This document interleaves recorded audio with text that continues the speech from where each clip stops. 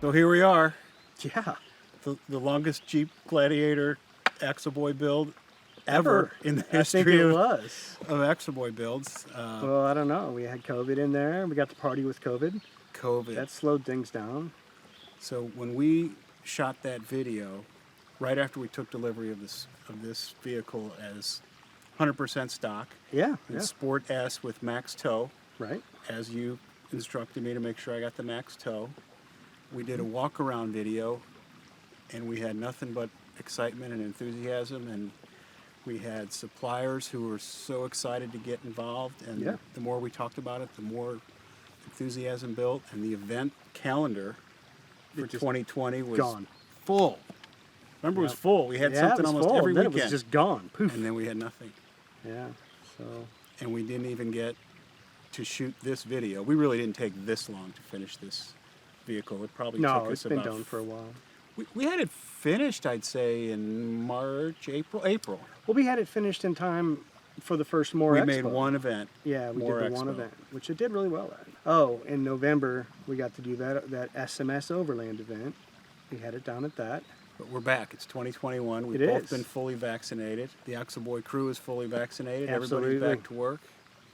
And the events are coming back too. So we're getting to shoot our video here in the natural environment that this vehicle was built to be in. That's Absolutely. For sure. So let's talk about some of the things that we did Yeah. to the vehicle. Yeah. Off the top of my head, let's start with suspension. Sure. A real dramatic difference from the way it looked before. Oh to yeah, the way tiny it looks tires now. and sitting real low. Yeah, yeah.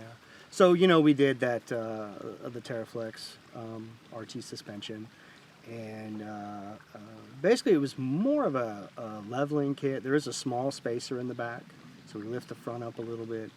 We just put a little spacer in the back to kind of keep it looking right. And then we did the high clearance fenders, of course. That way we didn't have to get too crazy with our lift kit to fit the 37-inch tires. So we were able to keep the vehicle low to the ground. So how far did we lift it off the ground? About 2.5 in the front.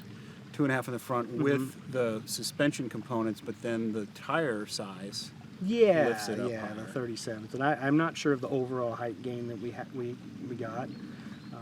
I do know that we fit in a standard garage on 37s without any problem, as long as the tent's not on. Right. So that was an important factor. It's under 7 feet, so I can even bring it through most car washes. Yeah, as long as the tent's not on. Without the tent. Tent makes it a little more difficult, but we knew that.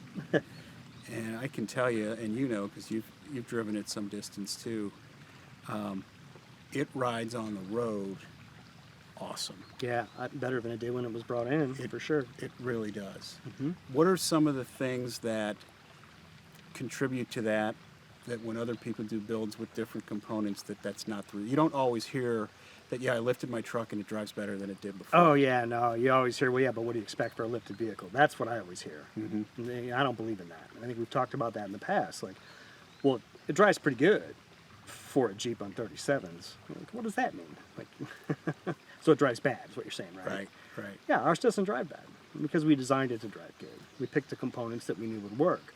And so, the little features that we have on this vehicle, let's start off with that RT suspension, right? So what Terraflex has done is they have the IR bushings, okay? IR stands for independent rotation, all right? So when we're looking at a control arm bushing, the center sleeve is usually captive in the rubber bushing. It's actually molded into it. Then when you bolt it down, you pinch that sleeve. So when the control arm moves, you're actually twisting up that bushing, and you're actually getting a spring rate, if you will, from that. It's actually providing tension. The IR bushing, that sleeve is a sealed bearing. So when you tighten the bolt down to it, it independently rotates freely with no bind. Okay, so when that happens, when we feel a bump or when we hit something in the road, there's no rubber bushing restraint torsionally at all. It lets it turn smoothly. Okay, that makes a huge difference in ride quality. Another piece that we did on this vehicle is we did go ahead and put the drop brackets on the front. Now on something that's going to go off-road and really, get beat on the rocks and stuff, I don't always want to go with that bracket. But for this one, where we were talking about more exploration, more gravel banks and creeks and getting out and going camping, we knew this vehicle was going to go a lot of distance. And so having it be comfortable for that distance was really important to us. So by using those brackets, we were able to keep the control arms perfectly parallel to the ground. And when that happens, it just glides over every little bump, just as smooth as can be. It probably has a better control arm angle than it did from the factory with the drop brackets. It's been a while since I drove the stock version, but this thing, as it is now on the open road, and particularly in gravel banks like we're at today, it just drives fantastic. And the other part is the powertrain, which we didn't adjust. It's the stock engine that it came with, Yep. but we changed the gear ratio. Correct. Yeah, we went with the 488 ring and pinion. So what the 488 means is that means the drive shaft is turning 4.88 turns to every one revolution of the wheel. And when we increase the circumference of the tire by putting the 37s on, we bring that ratio down effectively, and the RPMs are lower per mile per hour.